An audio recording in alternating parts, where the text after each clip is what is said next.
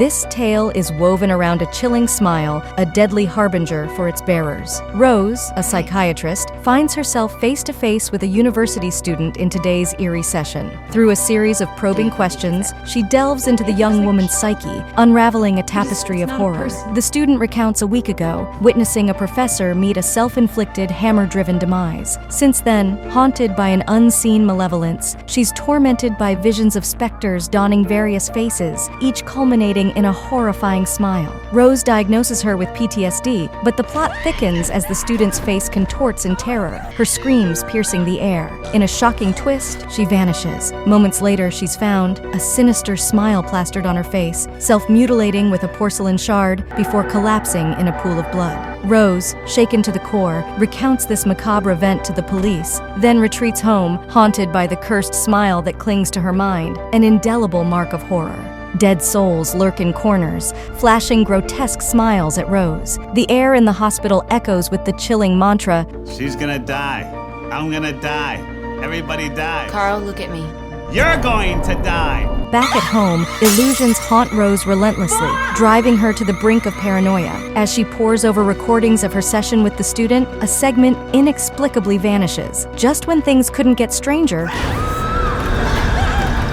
Rose arms herself with a kitchen knife. Her fiancé rushes to her aid, yet the spectral presence abruptly vanishes. The successive shocks push Rose to her limits. Desperate for relief, she seeks medication from a colleague who dismisses her symptoms as mere PTSD. Haunted by the student's suicide and the shadows it stirred within her, Rose struggles to compose her haggard appearance. Clutching a toy bought days earlier, she makes her way to her nephew's birthday party. But it is there that the true horror unfolds. As the boy unwraps his birthday gifts, anticipation builds for the grand surprise of his life. However, upon opening the box, his smile freezes. His parents, still smiling, ask what it is, but from the box, he slowly lifts a dead cat. Rose is horrified to discover that her gift, intended to be a cherished toy train, has inexplicably become her beloved pet's corpse. Despite her attempts to explain, no one believes her. Then, the deceased student reappears before Rose, bearing that same eerie smile, invisible to everyone but Rose.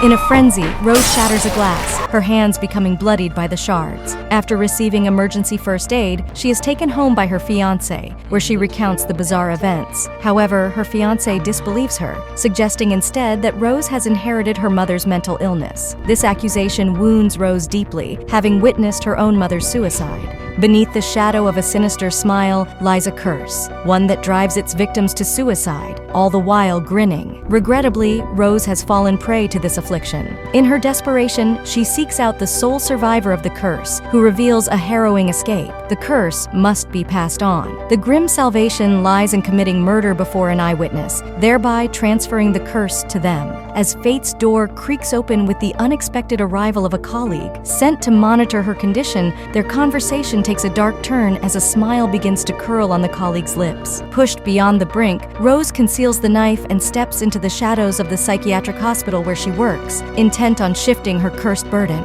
The sight of her sends patients scrambling in terror, their cries for help echoing through the halls until her supervisor rushes to the scene. With the knife now drawn, Rose lunges at a patient, who laughs in exhilaration. But as the scream pierces the air, Rose jolts awake in her car. It was all but a dream. In the grip of a malevolent smile curse, each victim is doomed to die by suicide, their final expression one of eerie joy. Tragically, Rose is among the afflicted. She drives back to her childhood home, a place haunted by her mother's attempted suicide. Swallowed pills, a moment of regret, a plea for her daughter to call for help. Yet, a young Rose, paralyzed by fear, chose flight over action. A decision that has burdened her with guilt for her mother's death ever since. Alone, Rose awaits her grim fate when suddenly sounds stir from within the room. Pushing the door open, she's confronted by the sight of her deceased mother, who accuses Rose of causing her death all those years ago. Though Rose recognizes these visions as hallucinations, her terror is relentless. Her mother morphs into a demonic figure, sending Rose crashing to the floor, hands clenched around her throat. In a desperate bid for survival, Rose smashes a kerosene lamp over the demon's head, setting it ablaze. Escaping the inferno, she watches her childhood home burn. In the grasp of a sinister smile curse, each infected individual is doomed to a smiling demise. Tragically, Rose has been afflicted. Pursued relentlessly by a figure from her past, she finds herself cornered in her ancestral home. In a bid to protect her ex-lover from the curse, she locks herself away. But the demon, shedding its guise, attempts to invade her very being. In a desperate act of defiance, her ex-lover breaches the barricade, only to witness Rose drenched in oil, wearing that ghastly smile. With a flick of a match, she ignites herself before his eyes, ensuring the curse's perpetuation. This tale mirrors the dark reality where negative energy, like a malevolent spirit, spreads among us. Crushed under the weight of immense psychological stress, many wear forced smiles, masking their deep-seated wounds. Behind every pained grin might be a silent plea for help. Let's hope for genuine smiles, unshadowed by demons lurking within.